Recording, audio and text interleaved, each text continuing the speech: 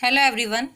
आज हम class 11th के सब्जेक्ट व्यवसाय अध्ययन के चैप्टर सेकंड व्यावसायिक संगठन के प्रारूप में नेक्स्ट टॉपिक को समझ रहे हैं। आज का जो हमारा टॉपिक है वह है भारत में एकाकी व्यापार का भविष्य। भारत में एकाकी व्यापार का भविष्य क्या है और आखिर उसका भविष्य उज्जवल है या नहीं है, इसको हम देख लेते हैं। सबसे पहले तो भारत कौन सा देश है? एक विकासशील देश है। विकासशील देश का मतलब क्या होता है? जहाँ पर विकास निरंतर हो रहा है, जिसे हम विकसित देशों की श्रेणी में नहीं ले सकते हैं। मीन्स जो विकासशील देश है वहाँ पर कई तरह की समस्याएं भी पाई जाती है। मीन्स कि जहाँ जनसंख्या अधिक है, प्राकृतिक संपदा तो बहुत है, परंतु उसका उचित दोहन करने के लिए हमारे पास पूंजी की कमी है। जहाँ श्रम तो सस्ता है, परंतु उसके बावजूद भी वहाँ पर बेरोजगारी है, क्योंकि लोग काम करना ही नहीं चाहते हैं। यहाँ पर कृषि, लघु उद्योग तथा छोटे व्यापार के विकास के काफ़ी अवसर हैं। इसीलिए यहाँ पर एकाकी व्यापार का स्वरूप ही उचित हो सकता है। तो आखिर भारत में एकाकी व्यापार का जो भविष्य उज्जवल हो सकता है, उसके निम्न कारण हो सकते हैं। पहला कारण है पूंजी का अभाव। देश में जनसंख्या कैसी है? बहुत अधिक है। अधिक जनसंख्या होने से, बेरोजगारी ज़्यादा होने से वहाँ पर गरीबी विद्यमान है।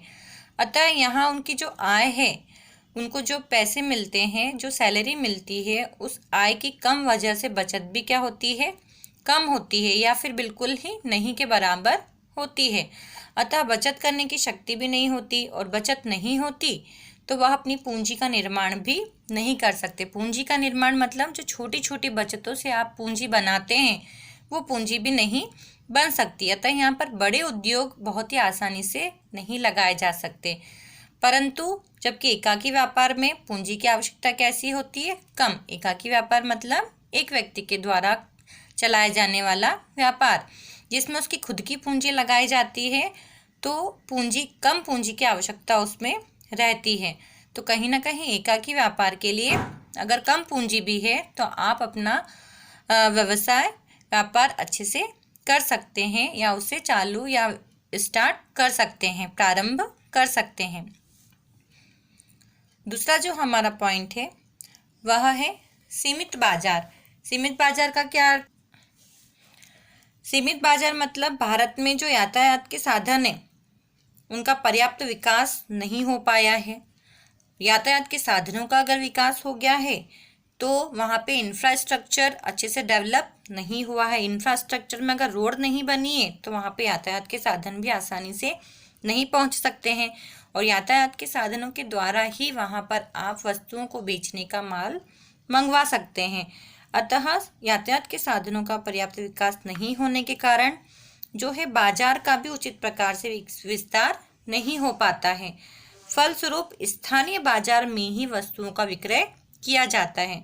स्थानीय बाजार मतलब आप जहाँ पर रह रहे हैं, अगर वहाँ पर ही कोई वस्तु है जिन्हें आप बेच सकते हैं उत्पादन करके, तो वहाँ पर उन वस्तुओं का उत्पादन करके आप आसानी से बेचा जा सकता है। और इसके लिए कौन से व्यापार की आवश्यकता होगी? एकाकी व्यापार की। अतः एकाकी व्यापार में सीमित बाजार के माध्यम से भी आप अपना व्यापार उचित तरीके से कर सकते हैं। जो हमारा थर्ड पॉइंट है वह है कम कर भार। कर का भार एकाकी व्यापारी पर कम होता है। बजाय इसके अतिरिक्त अगर आप कोई व्यापार साझेदारी या कंपनी अगर करें तो उसमें आपको कर ज़्यादा देना पड़ता है, परंतु एकाकी व्यापार में सीमित पूंजी से, कम सीमित साधनों से अगर आप व्यापार शुरू करते हैं तो उसकी तुलना में बड़े व्यापार की तुलना में आपको सरकार को कम कर चुकाना पड़ता है। अतः व्यवसाय के अन्य प्रकारों की तुलना में एकाकी व्यापार पर जो करों का भार होता है वह कम होता है। इस कारण भी जो लोग होते हैं वह एकाकी व्यापार की तरफ आकर्षित होते हैं और एकाकी व्यापार प्रारंभ कर सकते हैं। और इसी प्रकार से जो एकाकी व्यापार है उसे चलाने के लिए आपको किसी भी तरह की कानूनी अड़चनों का सामना नहीं करना पड़ता। उसका पंजीयन, रजिस्ट्रेशन करवाना कोई आवश्यक नहीं है सरकार के द्वारा, परंतु आप जहाँ पर रहते हैं ग्राम पंचायत में है, तो वहाँ पर अगर आप किसी सिटी में शहर में रह रहे हैं तो नगर पालिका नगर निगम के थ्रू आप वहाँ पर रजिस्ट्रेशन करवा कर आप अपना व्यवसाय बिना किसी रुकावट के आसानी से प्रारंभ कर सकते हैं। तो वहाँ पर नियम भी कम होते हैं, नियम कम होने से व्यापार आसानी से प्रारंभ हो जाता है और सरकार को दिया जाने वाले कर का भार भी उसमें कम रहता है। फिर नेक्स्ट है आपका गांवों का या ग्रामों का विकास। अब एकाकी व्यापार के माध्यम से गांवों का विकास किस तरह से हो सकता है?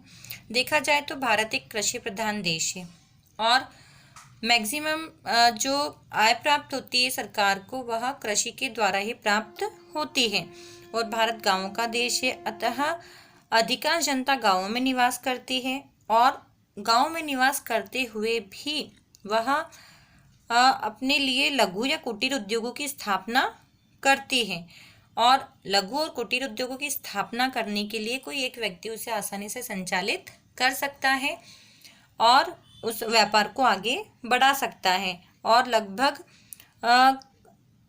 इस हेतु ग्रामीण क्षेत्रों में लघु और कुटीर उद्योगों को सरकार भी प्रोत्साहित करती है और विभिन्न प्रकार की छूटें भी उन्हें प्रदान करती है। इससे उन्हें अपने व्यापार को आसानी से खोलने की सुविधा मिलती है, जिससे वह गांव में रहकर ही लघु और कुटीर उद्योगों के माध्यम से अपना व्यापार चलाते हैं, आय प्राप्त करते हैं और जिससे गांवों का भी विकास होता है।